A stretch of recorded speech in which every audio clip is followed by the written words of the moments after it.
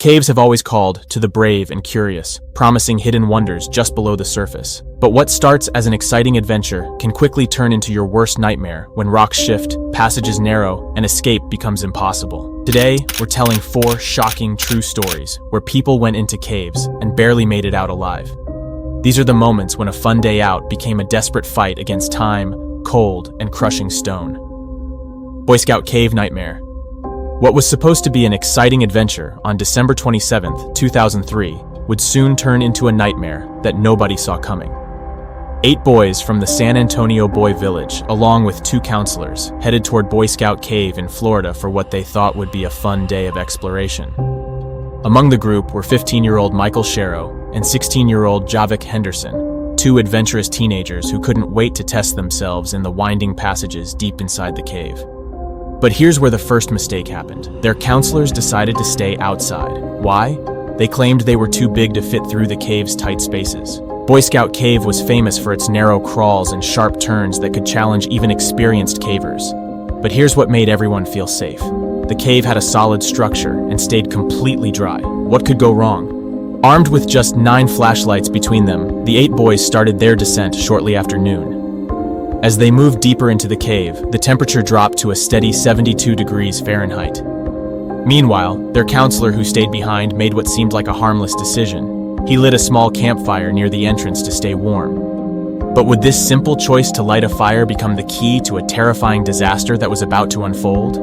Michael and Henderson took the lead as the group pushed deeper into the cave. But can you imagine the eerie silence that surrounded them? The air was so still it felt suffocating, and the only sounds were their bodies scraping against rock as they crawled and twisted through the tight passages. Despite Boy Scout Cave's reputation for being safe, something was already going wrong. The claustrophobic spaces were making the boys nervous and uneasy. With every foot they crawled forward, the crushing darkness seemed to press in on them from all sides. About 1 hour into their exploration, that's around 1 p.m., they reached what cavers called the hairpin curve. Why did this section have such an ominous name? Because it was one of the most challenging parts of the entire cave system. The group stopped to look at the passage ahead. That's when reality hit them hard. Their counselors weren't there. The boys were completely on their own in this dangerous situation. Would they have the guidance and physical strength needed to get through what lay ahead? The counselor's absence was starting to feel like a huge mistake, but it was too late to turn back now. Michael was determined to lead the group, so he pushed forward into the hairpin curve. But what exactly made this passage so dangerous? The hairpin curve was nature's perfect trap, a narrow horizontal slit in the rock that was just wide enough for one person to crawl through. But here's what made it deadly. The passage curved sharply at almost 180 degrees, creating a blind corner where you couldn't see what was waiting on the other side. Picture this scene: rough, damp limestone walls closing in from every direction. The floor was uneven and covered with small rocks and debris that dug into their bodies. The ceiling pressed down so low that anyone trying to get through had to twist their body into impossible positions. This passage was tighter than anything they had crawled through so far. Michael managed to wriggle his way through the narrow space, with Henderson following closely behind him. But then, disaster struck. Henderson had to twist and bend his body to navigate the sharp curve. Suddenly, he stopped moving. He tried to go forward. Nothing. He tried to go backward. Still nothing. Can you imagine the terror as his breathing got faster and faster? The awful truth hit him. He was completely stuck and twisted in the rock. But how could a simple wrong move turn into a life-threatening trap? Michael, who was just in front of Henderson, heard his friend struggle and immediately turned back to help. But what about the rest of the group? They were waiting anxiously in a wider section of the passage, their nervous chatter echoing faintly through the narrow stone corridors. Michael crawled back and wedged himself into the cramped space to try to assist Henderson. But can you imagine what it was like trying to help someone in such a tight space? The sharp limestone walls pressed against both boys, scraping their skin raw as they struggled together. The cave's eerie silence was suddenly replaced by something much worse. The sound of panicked breathing and muffled shouts as Michael desperately tried to free his friend. Every movement was a battle against the rock. The confined space was draining their energy, making them weaker by the minute. But Henderson's situation was getting even more terrifying. His body was twisted unnaturally and wedged so tightly that the unforgiving cave walls were like a stone prison. Sharp edges dug deep into his ribs and hips, sending waves of burning pain through his body with every tiny movement he made. His limbs were bent at awkward angles, putting relentless pressure on his entire body. How long could a 16-year-old boy endure this torture? Henderson felt like the cave itself was slowly crushing him alive. Would Michael be able to save his friend, or were they both about to become victims of the hairpin curve? Time was running out. As the minutes slowly turned into a full hour, Michael began to feel something terrifying happening to his body. But how could he be getting cold when the cave temperature was a mild 72 degrees Fahrenheit? Here's the deadly truth. Even though the cave wasn't freezing, both boys were losing body heat fast. Why? They couldn't move around to stay warm, and their bodies were constantly touching the cold limestone rock that was sucking the heat right out of them. Then the worst possible thing started happening. Michael's vision began to blur. His muscles were getting weaker and weaker as he kept trying to push and pull Henderson free. But his 15-year-old body was giving up on him. Without any warning, Michael collapsed. His body slumped against the narrow walls, completely unconscious. Can you imagine Henderson's terror at that moment? Panic shot through his body as he realized his friend, his only hope, was now unconscious. Henderson was trapped, unable to move even an inch, and now he was completely alone in the darkness. All he could do was shout for help, his desperate voice echoing through the stone passage. But would the other boys hear him? And even if they did, how could they possibly help when two people were already trapped in the deadly hairpin curve? The boys waiting in the wider section of the cave were suddenly thrown into complete chaos. They scrambled to figure out what was happening, but their flashlights were already starting to flicker as the batteries began to die. This was when the horrible truth hit them. They were in way over their heads. With Michael unconscious and Henderson stuck tight, their earlier confidence quickly turned to pure fear. The air in the cave felt thick and heavy, making their dread even worse. But then some of the boys started to panic for a terrifying reason. They became convinced that the fire outside was burning up all their oxygen. Could they be right? Were they all slowly running out of air to breathe? The boys decided they had to get out immediately. They believed that at any moment the lack of oxygen would make the situation deadly for everyone. Every single one of them was now living on borrowed time. Here's the most heartbreaking part. No one wanted to leave Michael and Henderson behind. But what choice did they have? They realized they couldn't free their friends on their own, so they made the painful decision to abandon them and crawl back to the entrance to get help. Outside, the counselors had no idea about the disaster happening below ground. When the panicked boys reached them, out of breath and wild-eyed, they could barely explain what had gone wrong. The counselors immediately put out the fire, their faces turning pale as they understood the situation. One counselor immediately called 911 while the other rushed back to comfort the boys. But would help arrive in time? Within 1 hour, rescue teams were racing to the scene. But for Michael and Henderson, trapped in the darkness, every minute felt like forever. The first responders who arrived were experienced cavers, people who knew caves inside and out. But even these experts understood the massive challenges waiting for them. Why? Boy Scout caves' tight passages were infamous among rescue teams, and trying to navigate them while carrying heavy rescue equipment made everything 10 times harder. The reports about possible oxygen loss made the situation even more urgent. Every second counted now. Inside the cave, the rescuers found the remaining boys huddled together like scared animals. Their faces were pale and streaked with tears. You could practically feel the thick fear in the air as the boys worried about suffocating to death. The rescuers immediately tried to calm the boys down while they figured out what was really happening. But here's what they discovered that changed everything. Expert tests revealed that the oxygen levels in the cave were completely normal. So what had gone wrong? It turned out that the boys' initial panic had triggered a dangerous mindset where they imagined the worst possible scenario. The fear had made them believe the cave's air was poisonous when it was actually perfectly safe to breathe. But here's the crucial question. Even though the air was fine, were Michael and Henderson still alive? The psychological threat may have been false, but the real danger, hypothermia and being trapped, was very real. Time was still running out for the two boys stuck deep in the hairpin curve. Everyone was relieved to learn the truth about the air, but here's what terrified them. Michael and Henderson were still in deadly danger deep inside the cave. The rescue operation began immediately. Teams entered the cave carrying specialized tools, including harnesses and chisels to free the trapped boys. They followed the exact route that the other boys had described, but their progress was painfully slow. Why? The narrow passages made it impossible to carry large amounts of rescue gear, forcing them to rely on just a few basic tools and their own physical strength. When the rescuers finally reached the hairpin curve, what they saw was horrifying. Henderson was still conscious, but shaking uncontrollably, his skin pale and clammy from the cold. Michael lay slumped ahead of him, completely unresponsive. The rescuers knew they were racing against time. Even though the cave temperature was 72 degrees, both boys were suffering from hypothermia. How was this possible? Hours of lying against the cold rock with no insulation had slowly drained the heat from their bodies. Henderson's condition was getting worse by the minute. His speech was slurred and his movements were sluggish, classic signs of severe hypothermia. But Michael's shallow breathing showed he was in critical condition. Would they be able to save him? The rescuers worked carefully, first checking the situation before trying to free Henderson. They used chisels to widen the narrow passage, each strike of the tool echoing through the cave like a death bell. The tight space made every movement incredibly difficult, forcing the rescuers to twist their bodies just like the boys had done hours earlier. It took over an hour to free Henderson. As he was finally pulled from the hairpin curve, he let out a sob of relief, though his body was still stiff and shaking. The rescuers quickly wrapped him in a thermal blanket and began the difficult job of carrying him through the narrow passages toward the surface. But what about Michael? With Henderson safe, all attention turned to Michael. But was it already too late for the 15-year-old? His condition was critical, and his unconscious state was a terrifying reminder of just how dire the situation had become. The rescuers worked with renewed urgency, chiseling away at the rock to create enough space to extract him.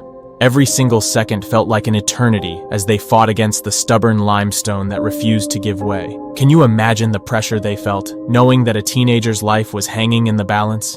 After nearly 2 hours of desperate work, that's almost 4 hours since Michael first collapsed, they finally freed him from the rock's deadly grip. But what they found was terrifying.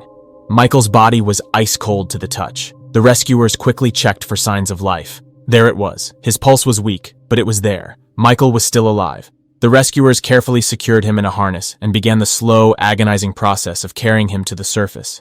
But would his weak body survive the journey?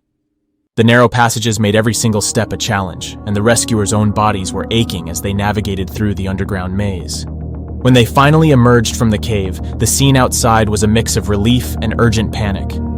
Emergency medical teams were waiting, but after nearly 4 hours trapped in hypothermic conditions, would Michael survive? The race against time was far from over. Emergency medical teams were waiting with their equipment ready to fight the deadly effects of hypothermia. Michael and Henderson were immediately rushed to the hospital, where doctors began urgent treatment to save their lives. Both boys were alive, but they were severely hypothermic, their body temperatures dangerously low from hours trapped against the cold limestone. But would they both make a full recovery? For Michael, the ordeal was far from over. It took an entire day, 24 full hours, for him to regain consciousness. Can you imagine how terrifying those hours must have been for his family, not knowing if their 15-year-old son would ever wake up? In the end, what had gone so wrong on what should have been a simple adventure? The counselor's decision to stay outside the cave, though made with good intentions, had left the boys without the critical guidance and physical help they desperately needed. The lack of proper equipment and preparation had turned what was supposed to be a fun exploration into a life-threatening nightmare.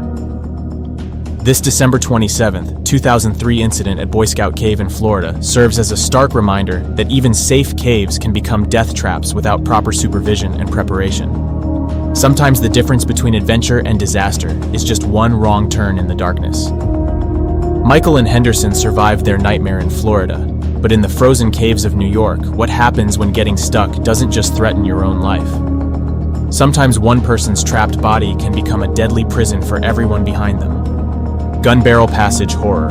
This story doesn't involve just 1 or 2 lives. It involves 19 people trapped in a deadly situation. Can you imagine 19 lives hanging in the balance all because of one wrong move? On a chilly January morning in 1970, a group of 31 adventurers gathered early, bundled up tight against the biting winter air. The snow crunched beneath their boots as they made their way to Knox Cave, but they had no idea what horror was waiting for them underground. Knox Cave had a terrifying reputation, and it all came down to one notorious feature: the Gunbarrel. What made this passage so feared? It was a keyhole-shaped tunnel that was just 18 inches wide and stretched for 60 feet. Anyone brave enough to enter had to squeeze their body through this impossibly tight space. For many cavers, crawling through the Gunbarrel was like earning a badge of honor. It separated the casual weekend explorers from those who were truly willing to push their bodies to the absolute limit. But was this dangerous test of courage worth the risk? Most of the group was determined to pass through the Gunbarrel and reach the untouched sections of the cave that lay beyond. They saw it as the ultimate test, both physically and mentally. Little did they know that for 19 of them, this test would become a fight for survival that would last for hours. After hiking through the snow-filled forest, the group arrived at the entrance, a snow-covered sinkhole that led straight into the cave's cold, dark mouth. One by one, they descended into the depths, feeling the temperature drop sharply as they left the world of light behind them. The atmosphere inside Knox Cave was eerie and unsettling. The only sounds breaking the heavy silence were the constant dripping of water and the soft scuffling of boots on rock. But would this peaceful silence soon be shattered by screams of terror? Out of the 31 adventurers, 19 decided to tackle the Gunbarrel. Among them was 14-year-old Peter Venz, just a kid who was about to face the most terrifying experience of his young life. This was Peter's very first caving trip, and he was eager to prove himself to the older, more experienced cavers. Peter watched nervously as the others entered the tight passage ahead of him, crawling on their bellies through the narrow opening. Some moved quickly, confident in their abilities, while others hesitated and inched forward cautiously. What was going through Peter's mind as he watched person after person disappear into that dark tunnel? When it was finally Peter's turn, he took a deep breath and plunged into the Gunbarrel. The tunnel was tighter than anything he had ever imagined possible. His body scraped against the rough, jagged rock walls as he wriggled forward, using his elbows and knees to inch along inch by painful inch. The air was thin, and his breathing became shallow and panicked. Every few feet he had to pause to catch his breath, feeling the crushing weight of solid rock pressing in on him from all sides. He was just 8 feet from the exit, so close to freedom when disaster struck. What happened next would trap not just Peter, but 18 other people in a nightmare that would last for hours. As Peter pushed himself forward toward freedom, his knee suddenly slipped into a narrow crevice in the floor. At first, he thought it was just a minor problem. He'd pull it free and keep going, right? But when he tried to yank his knee out, it wouldn't budge even an inch. Panic gripped the 14-year-old boy. He tried again, twisting and pulling desperately, but each attempt only made things worse. The horrible truth hit him. His knee was stuck fast, wedged tight in the unforgiving rock. "Help me!" Peter called out, his voice shaking with fear. But the group ahead of him had no idea what was happening and kept moving forward through the tunnel. It wasn't until one by one they realized something was terribly wrong that shouts began echoing through the cave as they called back to him. When Peter managed to explain his situation, the group quickly tried to turn around, but then they discovered something that made their blood run cold. They were in a terrible situation themselves. Peter's body was completely blocking the narrow tunnel, preventing anyone from moving forward or backward through the Gunbarrel. All 19 people were now trapped in the most dangerous way possible. The attempts to free Peter began immediately. The cavers tried everything, pulling on his leg, twisting it, shifting his body, but nothing worked. Every tug caused Peter to cry out in pain, and eventually they had to stop. Can you imagine being trapped in a space so tight you can't even help someone who's right next to you? The group was stuck in the cold, cramped tunnel with no way forward and no way back. Time passed slowly, and Knox Cave's natural chill began to seep deep into their bones. The temperature was dropping fast, and hypothermia became a very real threat to all 19 people. The cavers could do nothing but wait, huddling together for warmth and comfort in the narrow passage. The younger members of the group, especially 14-year-old Peter, were terrified. Meanwhile, the older cavers tried their best to stay calm and keep the situation under control. But how long could 19 people survive in these freezing conditions? Outside Knox Cave, the rest of the group grew more and more anxious. Hours had passed with no sign of the others returning, and something felt terribly wrong. Finally, one of them decided to venture into the cave to check on the others. When he reached the Gunbarrel, he was horrified by what he found. Peter was trapped with his knee stuck in the rock, and the rest of the group was stuck behind him like cars in a traffic jam. But this wasn't just an inconvenience. This was a life-threatening emergency. He quickly rushed back to the surface to raise the alarm. By the time police officers and firefighters arrived at the scene, it was already late afternoon. The rescuers examined the situation and quickly realized this was no ordinary cave rescue. Why was it so complicated? The narrowness of the gun barrel made it impossible for them to simply pull Peter free, and any sudden movements could cause him severe injury or make him stuck even worse. Hours dragged on as they tried various methods to lift his leg out of the crevice, but nothing worked. Meanwhile, 19 people remained trapped in the freezing tunnel, their situation getting more desperate by the hour. At one point, Peter, delirious with fear and exhaustion, began screaming about a snake biting him. But there was no snake. It was just his terrified mind playing tricks on him in the dark, cold cave. Can you imagine how scared this 14-year-old boy must have been? As the sun set, the situation became increasingly desperate. The temperature inside the cave was dropping to dangerously low levels. If they couldn't free Peter soon, the cold could kill not just him, but all 18 other people trapped behind him. Finally, around 8:30 p.m., after long hours of struggle, the rescuers came up with a new plan. They handed a thermos of soapy water down to the group, hoping to lubricate Peter's knee and free it from the rock crevice. Would this simple solution work after hours of failed attempts? Slowly, they poured the soapy water around his leg, while firefighters tied a rope around his ankle.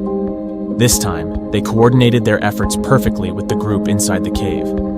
They carefully pulled on Peter's leg, while those inside wriggled beside him, easing the pressure on his trapped knee.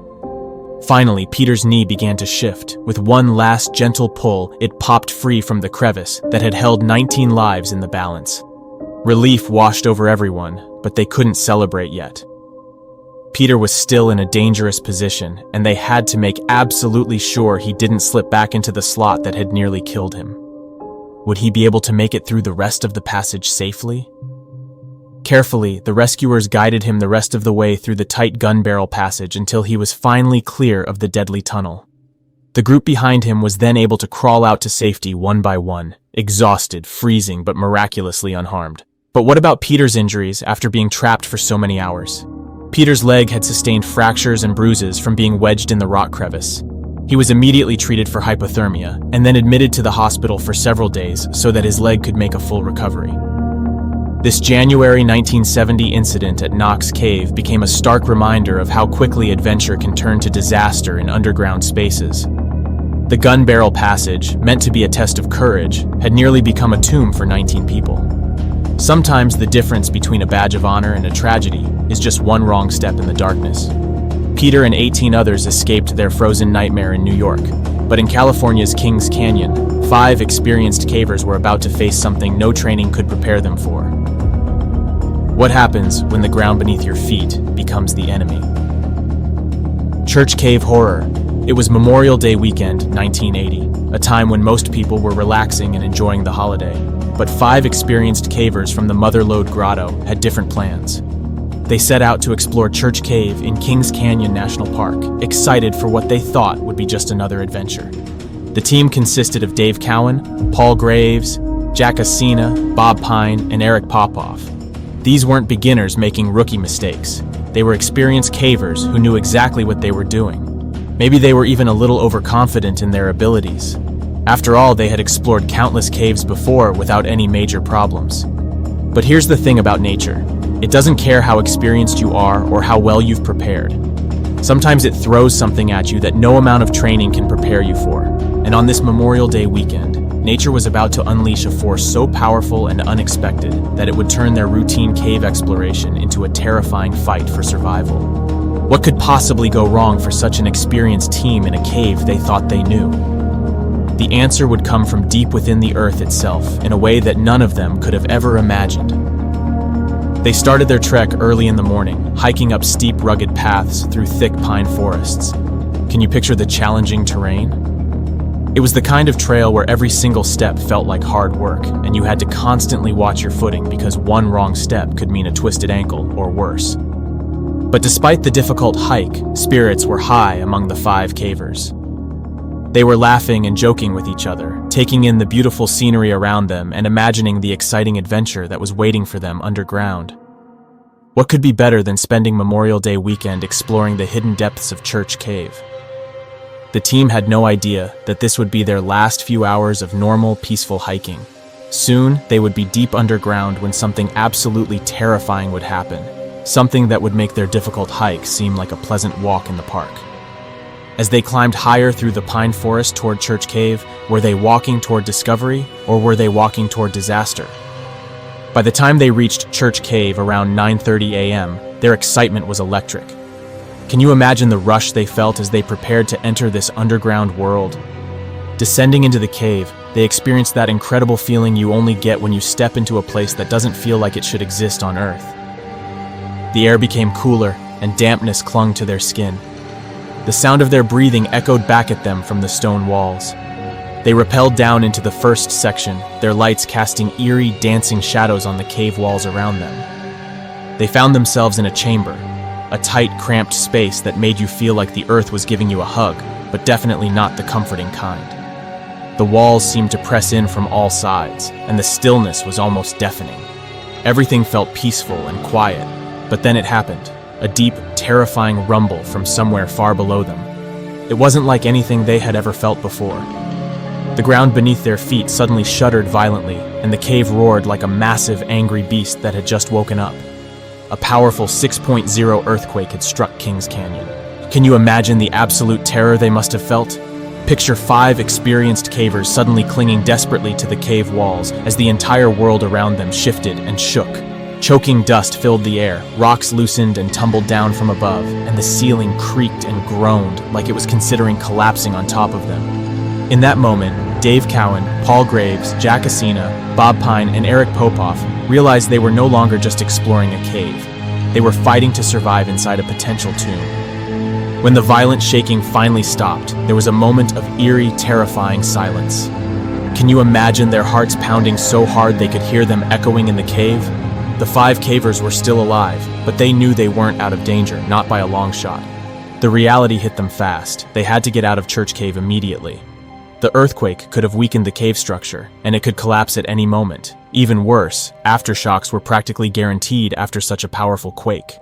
As they started their desperate climb back toward the entrance, did they think the worst was over? They were about to learn that their nightmare was just beginning. Barely 20 minutes later, just as they were making progress toward the surface, a 5.7 aftershock hit the cave. The ground groaned like a wounded animal, and rocks from the canyon above began raining down on them like deadly hail. Have you ever felt an earthquake? Most people experience them on solid ground above the surface, but being underground during an earthquake is an entirely different kind of terror. Every vibration feels amplified and magnified. Every rumble makes you feel like the earth itself is trying to swallow you alive.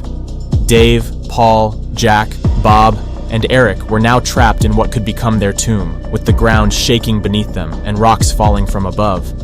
How many more aftershocks could the cave survive before it collapsed completely? The group pressed on desperately, reaching a section known ominously as the torture chamber.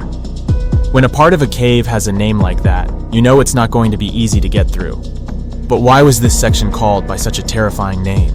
The torture chamber was a steep, narrow chute that they had easily climbed down earlier when they entered the cave. But now, with the threat of cave collapse hanging over them, they had to climb back up through this tight passage. It was slow, careful work that required every bit of their skill and strength. One by one, they started the dangerous ascent up the narrow chute. Jack Acina was leading the climb, carefully making his way up the steep rock face, when the absolute worst thing possible happened.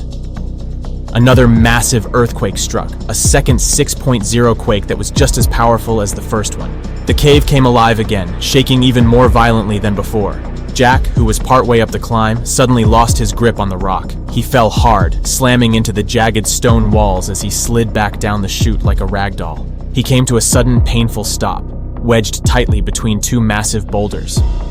Was Jack seriously injured? Could the others even reach him to help? Meanwhile, the rest of the group was fighting just to stay upright as the powerful earthquake rattled the entire cave around them. Choking dust and sharp pebbles poured down from above like a deadly waterfall. With Jack trapped and injured and another massive quake shaking the cave, would any of the 5 cavers make it out of Church Cave alive? Jack was screaming in pain and terror, his voice echoing through the chamber as he lay trapped between the boulders, unable to move. Can you imagine being stuck in a tight space while the earth shakes violently around you? He struggled desperately to free himself, but panic was taking over as the rumbling continued. Sharp pebbles and dirt cascaded down around him like a deadly storm. Below him, Dave, Paul, Bob, and Eric were scrambling for footing as the powerful earthquake continued to shake the cave. Were they going to lose their friend right in front of their eyes? When the second 6.0 earthquake finally stopped, the others immediately rushed to help Jack. But how could they rescue someone wedged between massive boulders in such a dangerous location? It took ropes, perfect coordination, and sheer willpower to pull Jack free from the rocky crevice that had trapped him. Jack was banged up, bruised, and badly shaken. He was probably questioning every single decision that had led him into Church Cave that Memorial Day weekend. But there was no time to dwell on his injuries or their situation. They had to keep moving toward the surface if they wanted to survive. As they got closer to the entrance, would their nightmare finally end? The earth trembled again and again with powerful aftershocks that kept them constantly on edge. Each new tremor forced them to freeze in place, hugging the cold, damp rock walls and praying desperately that the cave wouldn't collapse on top of them. Every single movement was now a gamble with their lives. Would the next step they took be their last? Would the next aftershock bring down the entire cave system and bury them alive? Finally, after what must have felt like an endless nightmare, they saw something beautiful: daylight. That faint, blessed glow of freedom was the most wonderful sight they had ever seen. Dave Cowan, Paul Graves, Jack Asina, Bob Pine, and Eric Popoff staggered out of Church Cave, battered and bloodied, but miraculously alive. But was their ordeal truly over? The earth gave one final, terrifying shake as they exited the cave, a 5.7 aftershock that sent more rocks tumbling down behind them. It was as if the mountain was giving them one last warning about how close they had come to disaster. They made it out alive, barely. Church Cave didn't collapse completely, but it came dangerously close to becoming their tomb. Those 5 men carried the marks of that Memorial Day weekend with them for the rest of their lives. Not just the physical scars and bruises, but the haunting memories of how close they came to being buried alive, deep underground. This May 1980 earthquake disaster at Church Cave in Kings Canyon National Park became a powerful reminder that nature can turn even the most experienced cavers into helpless victims in seconds. Sometimes the greatest danger underground doesn't come from getting lost or stuck. It comes from the unstoppable force of the earth itself. 5 cavers escaped California's earthquake hell, but in the caves of Arkansas, sometimes the deadliest enemy isn't nature's fury. It's your own curiosity. What happens when a single step into the unknown becomes a fight against time itself? Tim Smafield's caving horror. On August 18th, 15-year-old Tim Smafield and his twin brother Tom set out for an adventure they had been eagerly anticipating for weeks. Can you imagine the excitement these teenage brothers must have felt as they prepared for their big day? Both boys were avid explorers who had spent most of their childhood navigating the forests, lakes, and hills surrounding their Arkansas home. They knew the outdoors like the back of their hands, but this time their destination was something completely different: Devil's Den Cave. The hike to the cave entrance took them through dense forest filled with the familiar chirping of insects. As they walked deeper into the wilderness, the ground beneath their feet grew increasingly rocky and challenging. They passed along the edges of crystal-clear lakes that reflected the Arkansas sky above them. Finally, they reached their destination. The cave's entrance was a gaping hole in the hillside that seemed to stare back at them like a giant eye. Cool air was seeping out from its depths, almost like the cave was breathing and inviting them into its darkness. For Tim and Tom, there was an incredible thrill in exploring the unknown. Neither of the brothers hesitated for even a moment as they made their way inside Devil's Den Cave. But would this be just another fun adventure, or were they walking into something much more dangerous than they could have ever imagined? Devil's Den Cave had a dangerous reputation for its tight squeezes and deep crevices that could trap unwary explorers. But for 2 experienced adventurers like Tim and Tom, these challenges only made the cave more exciting to explore. As they walked deeper into Devil's Den, their headlamps cut through the thick, inky blackness around them. The cave had an eerie beauty that was almost hypnotic. Smooth, water-carved stone and sparkling mineral deposits lined the narrow passages like nature's own artwork. The air grew noticeably cooler the further they ventured into the underground world. But it was the right-hand crevice that caught Tim's attention, a narrow fissure in the rock that looked both mysterious and dangerous. How narrow was this crack? It was only 9 inches wide, barely large enough for a person to squeeze through. Tom hesitated for a moment, looking at the tight opening with concern. He suggested they stick to the easier, safer sections of the cave instead. But Tim's curiosity got the better of him. It always did. He had always been the more daring of the twin brothers, the one willing to take risks for the thrill of discovery and adventure. Ignoring Tom's careful warning, Tim squeezed his way into the crevice, determined to see how far it went. What was he thinking as he entered that narrow space? As he made his way down into the crack, which was 20 feet long, 15 feet high, and only 9 inches wide, the walls pressed against his body from both sides, forcing him to twist and contort his frame just to inch deeper into the fissure. Was Tim about to make a decision that would turn their fun day into a nightmare? Then disaster struck without any warning. Tim's foot suddenly hit a fragile patch of rock at the bottom of the crevice, and it gave way beneath him. In an instant, Tim's left leg became jammed in the narrow space, wedged tightly between two unforgiving rock faces that refused to let him go. But the nightmare was just beginning. His other leg, which had been resting on the slick cave walls, gave way as well. This caused him to stretch awkwardly in an impossible position, pinned between the rocks in a way that was both painful and extremely dangerous. A wave of pure panic rushed through the 15-year-old boy. "Tom, help me!" he called out desperately, his voice strained with fear and pain. But how could Tom possibly reach him in such a tight space? Tim's situation was getting worse by the second. His left leg was completely stuck, and his right leg, which had slipped, was now pulling his lower body downward. The pressure on his trapped leg was absolutely unbearable, and sharp pain shot up through his knee and ankle like lightning bolts. But here's what made it even more terrifying. The walls of the crevice were so tight that Tim couldn't adjust his position at all. He was completely helpless. Tim felt like his body was being torn apart. He was battling the agonizing stretch on one side and the crushing weight of the rock on the other. Can you imagine being trapped in such a horrible position, unable to move with your own body weight working against you? Tim was stuck in a 9-inch wide crack, 15 feet underground, and every second was making his situation more dangerous. Tom, hearing his twin brother's desperate cries for help, rushed to the crevice as fast as he could. He crouched at the top of the narrow opening, trying to get a better look at Tim's situation. But what he saw made his heart sink. The narrow gap made it completely impossible for him to reach down and help his brother. Tim's leg was stuck fast in the rock, and there was absolutely no way Tom could pull him out on his own. Can you imagine how helpless Tom must have felt, knowing his brother was trapped and in pain just a few feet away, but being unable to do anything about it? Realizing how serious the situation had become, Tom made a crucial decision. He bolted out of Devil's Den Cave, sprinting through the dense Arkansas forest as fast as his legs could carry him, his heart pounding hard in his chest. Every second counted now. Tim's life might depend on how quickly Tom could get help. By 5:30 p.m., Tom had reached the park's visitor center. He was completely out of breath, but managed to tell the rangers what had happened to his brother. Jeremy Bruce and Tim Scott, two experienced park rangers who knew these caves well, immediately grabbed their rescue gear and followed Tom back toward Devil's Den Cave without any hesitation. As they trekked through the familiar landscape, the sun was beginning to dip lower in the sky, casting long, ominous shadows through the trees. Time was running out fast.